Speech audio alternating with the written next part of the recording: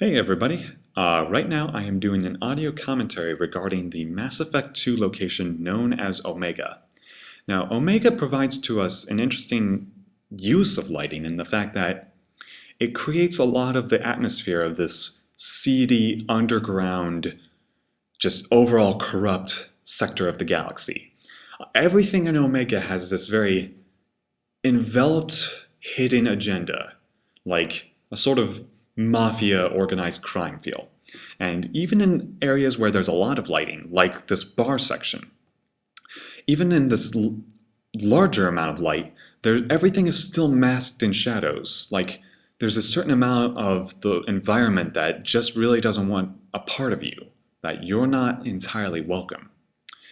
And it really adds to how this environment plays into your meeting with this character known as Arya.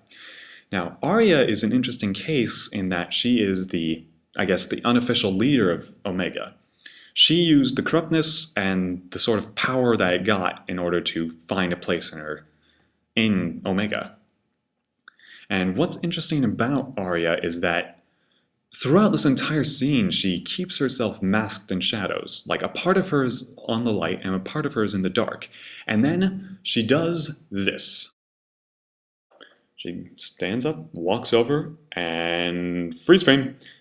Now, we can see from here that the developers are using the shadow provided by the large pink hologram in the center of the bar in order to illuminate Arya and to make her much more imposing using the shadow from her back.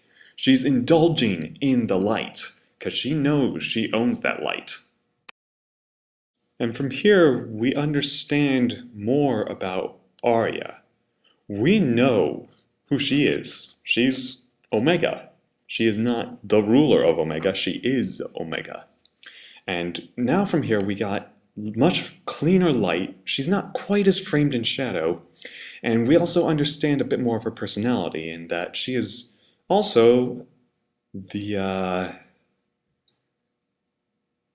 queen bee of the station. And now that we know a bit more about the station itself, we see everything framed in a bit cleaner light. Not everything is quite as encased in shadows right now. And as you'll see, Arya is much lighter, but there's a very clever trick that the developers pulled. Notice behind Shepard, and in this case, I'll freeze frame it for you. Notice how there's that light in the back behind Shepard that's shining onto his back, and that's shining closer to Arya. Notice that light, and it's going to show something pretty interesting soon. Now, look at Arya right now. Notice how the light from that light source behind Shepard is now illuminating Arya fully. Now, unfreeze frame real quick.